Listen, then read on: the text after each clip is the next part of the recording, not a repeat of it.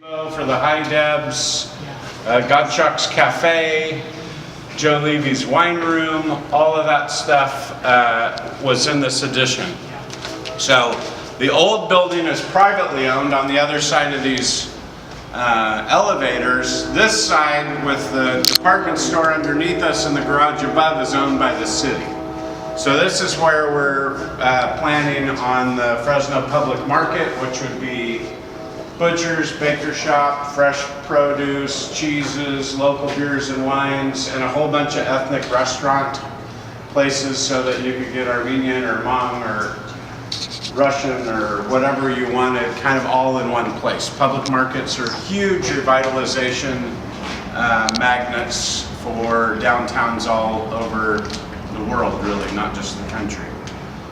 And our thought is, you know, there should be one place that you could go to that you really get the essence of our cultural diversity, our agricultural productivity and diversity, you know, just all kind of in one place. So, you know, the overwhelming things that make Fresno special or the San Joaquin Valley special, it's hard to find them a lot of times. Even if you're a local, you don't know where to go get fresh figs right now, you know, even though they're a couple miles from us. So this would be a place where kind of all that would happen, and then we can have the farmers markets twice a week around it so that smaller farmers can come in and really anchor this whole part of the mall. One of the problems with public markets is they never have enough parking. We've got 600 parking spaces right above our site. So at the end, well, sometime in August we'll have basically a business plan completed. We were one of 26 cities out of 350 chosen for a local food, local places grant. We just had our workshops a week ago, week before last, and so we're really going to push this forward. Initially we were going to do the public market early in Ashley's term, but then the budget situation was so bad that we scrapped it, but we didn't want to just stop, so we created the Fresno Food Expo so that we could keep that momentum going. We could bring all of our food companies together. We could start getting the public excited about the food production here. So if you haven't been to that before, that is this Thursday. Now during the day, it's kind of business to business. We're bringing in buyers, 600 to 800 buyers from around the world to come see our food companies. But at night, it becomes a public event that's called Expelicious, and you can walk around and taste foods from 150 local food companies, wineries, breweries. There's brandy, there's vodka, there's all kinds of local stuff. So it's a real party at night. And this year they added 10 local restaurants that are all making special like bites using products that will be on the Food Expo floor. So if you haven't bought your tickets for that yet, it is a great party. They limit it to 1,000 people. So 150 vendors, 1,000 people. There's never really a big lines or anything like that. But they give you lots of samples. Tons of, you get bags, right? Yeah, I mean, you leave with bags of stuff. Yeah, it's really fun.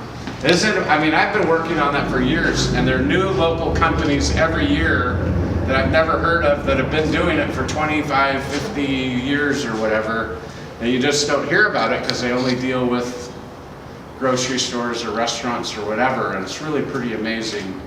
Someone said Armenian earlier. Like Ohanians is known all over for this garlic cured meat called basturma, and what's the other one? Sojak.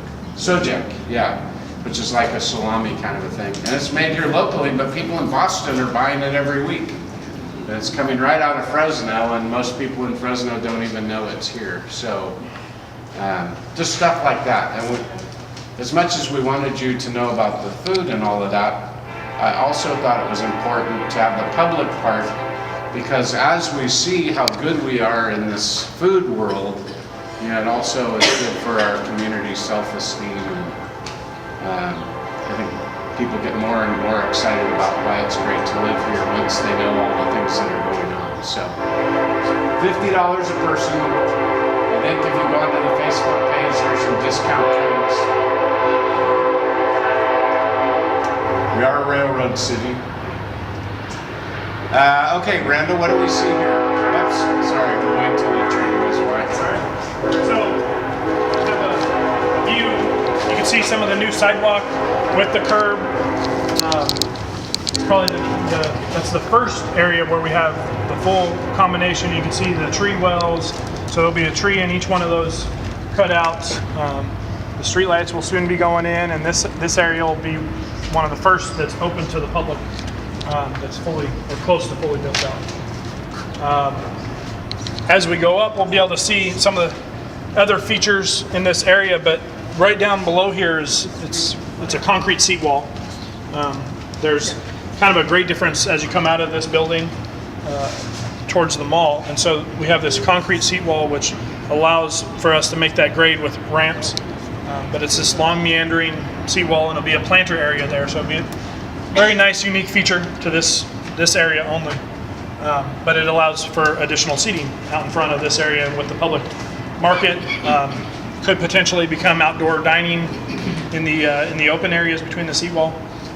So we'll see how that develops. Is there anything here? Any questions here? And then we can go up to the top floor. Yeah. All right.